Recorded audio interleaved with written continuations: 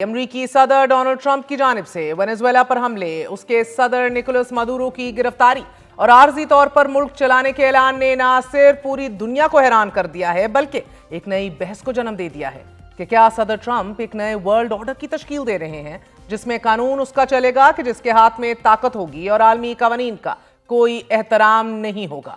2 دن قبل امریکی صدر ٹرمپ نے اس وقت بین الاقوامی نظام میں زلزلے جیسی لہریں دوڑا دیں کہ جب ان کے حکم پر ایک غیر معمولی خفیہ آپریشن کے نتیجے میں وینزویلا کے صدر نکولس مادورو کو نہ صرف گرفتار کیا گیا بلکہ امریکی تحویل میں لیتے ہوئے امریکہ منتقل کر دیا گیا، جبکہ آج دوپہر کو کل تک 3 کروڑ کی آبادی پہ حکمرانی کرنے والے صدر مادورو کو بذریعہ ہیلی کاپٹر عدالت لے جایا گیا کہ جہاں ان کے خلاف عدالتی کارروائی کی جائے گی۔ یہ گرفتاری اس طویل تصادم کا نتیجہ تھی کہ جو واشنگٹن اور وینزویلا کی سوشلسٹ حکومت کے درمیان گزشتہ کافی عرصے سے جاری تھی، مگر اس تصادم میں صدر مادورو کی گرفتاری نے عالمی خود مختاری، بین الاقوامی قانون اور امریکی خارجہ پالیسی پر گہرے سوالات کھڑے کر دیے ہیں۔ امریکی فورسز کے حملے کے بعد وینزویلا میں بڑے بڑے احتجاج شروع ہو چکے ہیں اور عوام سڑکوں پر نکل کر اپنے صدر کی واپسی کا مطالبہ کر رہی ہے۔ 3 جنوری کی رات 150 سے زائد امریکی جنگی جہازوں، ہیلی کاپٹروں اور 3 درجن سے زائد امریکی فوجیوں نے وینزویلا کے دارالحکومت کراکس پر حملہ کیا اور اس پوری فوجی کارروائی کو ایبسولوٹ ریزالو کا نام دیا گیا۔ امریکی میڈیا کے مطابق 3 امریکی ایجنسیوں کے سینئر اہلکاروں نے آپریشن ایبسولوٹ ریزالو سے متعلق بتایا ہے کہ اس آپریشن کی منصوبہ بندی مہینوں تک جاری رہی۔ آپریشن سے متعلق تفصیلات بتاتے ہوئے U S joint chairman of staff chairman general Dan Caine کا یہ کہنا ہے کہ آپریشن میں صدر مادورو کے رویے سے متعلق مہینوں تک جمع کی گئی انٹیلیجنس استعمال کی گئی کہ جس میں یہ جاننا بھی شامل تھا کہ وہ کہاں رہتے ہیں، کیا کھاتے ہیں، حتیٰ کہ ان کے پالتو جانوروں اور کپڑوں کی تفصیلات تک حاصل کر لی گئی تھیں۔ جنرل کین نے یہ بھی واضح کیا ہے کہ اس آپریشن میں کسی امریکی جان یا طیارے کا نقصان نہیں ہوا۔ صدر مادورو اور امریکی صدر ٹرمپ گزشتہ کچھ عرصے سے ایک دوسرے کے خلاف جارحانہ بیانات بھی دیتے آئے ہیں۔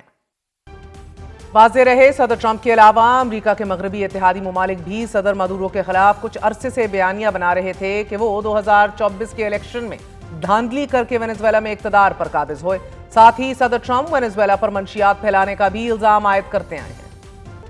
امریکی اور مغربی میڈیا کے مطابق امریکہ گزشتہ سال اگست سے وینزویلا کے خلاف کارروائی کی تیاری کر رہا تھا اور اس کے لیے امریکہ نے کم از کم اپنے 2 ایئرکرافٹ کیریئر اور دیگر جنگی کشتیاں وینزویلا کے ساحلوں کے قریب تعینات کیے۔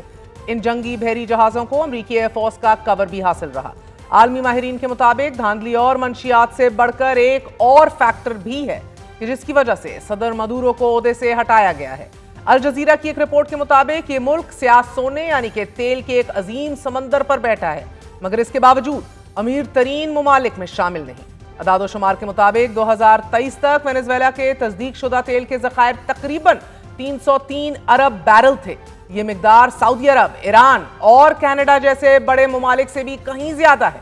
امریکہ کے مقابلے میں دیکھا جائے تو اس کے پاس وینزویلا سے تقریباً 5 گنا کم تیل ہے۔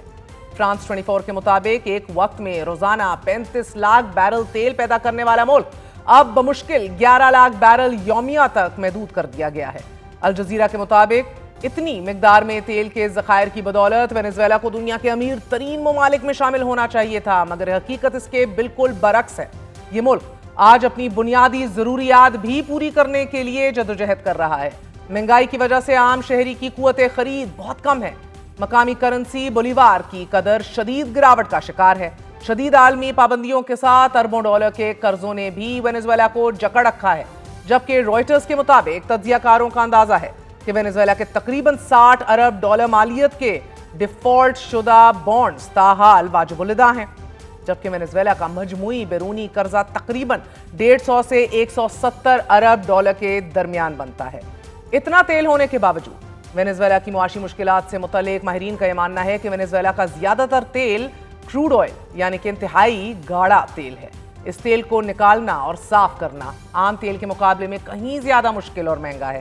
مہنگی اور جدید ٹیکنالوجی کے ساتھ ساتھ بھاری سرمایہ کاروں کی عدم موجودگی کی وجہ سے وینزویلا کے تیل کی مانگ دنیا میں بہت کم رہی ہے۔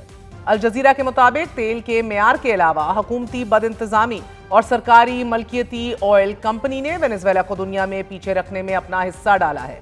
صدر مادورو کو ہٹائے جانے کے بعد کیا امریکہ वेनेजुएला पर आए तेल की फरोख्त की पाबंदियां हटाएगा या नहीं, इस मुतालिक सदर ट्रंप तो बिल्कुल वाज़ेह मौक़िफ़ रखते हैं।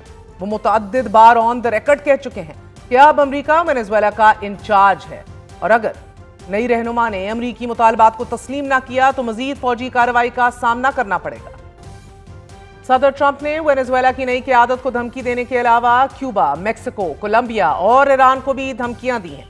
साथ ही सदर ट्रंप ने ग्रीनलैंड पर कब्जे का एक बार फिर इजहार किया।